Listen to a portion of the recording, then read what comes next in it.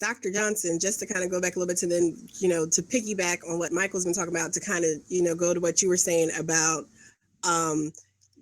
like looking at the way in which politics and racism have affected our ability to not just help inform these processes that are going on, but also just how we've been, well, basically how historically we have been removed from any decision-making ability and engagement in the system.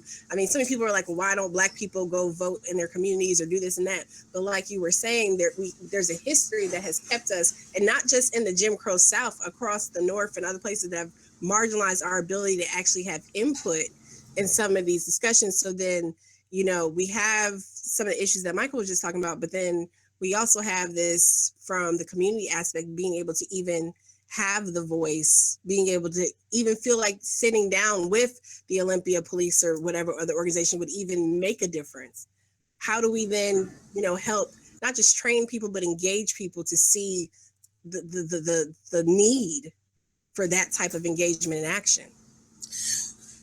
Well, I believe that case is being made for us from the national political candidates and the shootings that have taken place across this nation. So it is pretty clear, I believe, that anyone who wants to be honest can see that this is an opportunity for everyone to engage. And I want to, before I get to that question, though, no, I want to just say a couple things about what Michael had said. Mm-hmm. Go ahead. And I'm going to start with the monkeys in the zoo. See, it's that kind of, let me back up. The way we used to train individuals to go to war was to dehumanize the enemy so that they had no problem killing Japanese baby children, etc. So to dehumanize us and equate us with animals or whatever, that is part of that strategy. That kind of strategy needs to be, I think, dealt with. Also, what is it going to take? I think Michael was spot on when he talked about the oppressor and the oppression of the oppressor. And I think it's time now for people of color, particularly Black people, to realize that we are not the victims here. We're the victors. We, in the face of all of this, have been here for 400 years, and it's now time to come out of the wilderness. So I'm going to act as the modern day Moses and say, let my people go. And I believe that's how we get people engaged, by modern day leaders standing up and indicating we will not have this is unacceptable. And so this is because this is going to require what I was really hearing Michael talk about, is what I call a complete cultural change. He talked about you could do whatever, we can have policies and trainings and this and the other, but until we do this soil, the culture that allows, that contains the values and the beliefs and the expectations of what gets rewarded and what is recognized and what is expected, until we change that police culture, nothing is going to change. So I'm calling for a complete systemic redesign. Matter of fact, I would almost believe that it's probably to be blown up and redesigned in a way that includes the voices of the citizens. Otherwise, as Einstein says, if we keep doing the same thing and expect a different outcome, that's called insanity. Dr. Deming put it this way: your system is designed to give you the results that you're getting. So until we make systemic changes, we're going to continue to get what we're getting. And so what we're calling for is, first and foremost, across the nation, that we begin to rewrite use of deadly force laws across the land.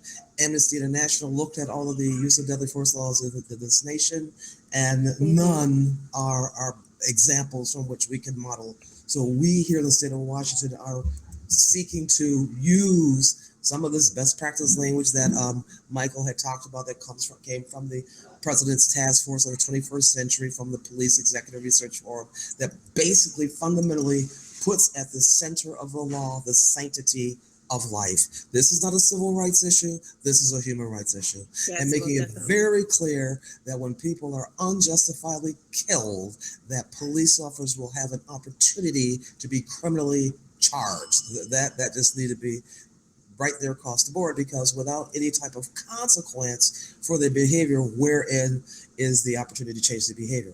The next thing I believe needs to happen is anyone who wants to be a police officer, particularly if they're white, wanting to be policing people who are non-white, then their orientation and hiring condition needs to be that they have successfully spent 6 months unpaid in the community where they'll be working, so they can get to relate and get to know the people. Furthermore, like doctors and judges, police officers are the only other group who get to sit in judgment of themselves. And so when these internal reviews are going on, it's not that citizens really know that process, but certainly citizens know when something is amiss and askew. And I do believe that we need more open and honest or transparency in the review process. So basically, the law, I think, serves as the foundation upon which, or the umbrella under which, training, policies, practices, procedures are all aligned. And until we say enough is enough, where it is necessary for a police officer to use lethal force because the person is a danger to themselves or other selves, we make that clear, because we don't want police officers being unnecessarily killed either.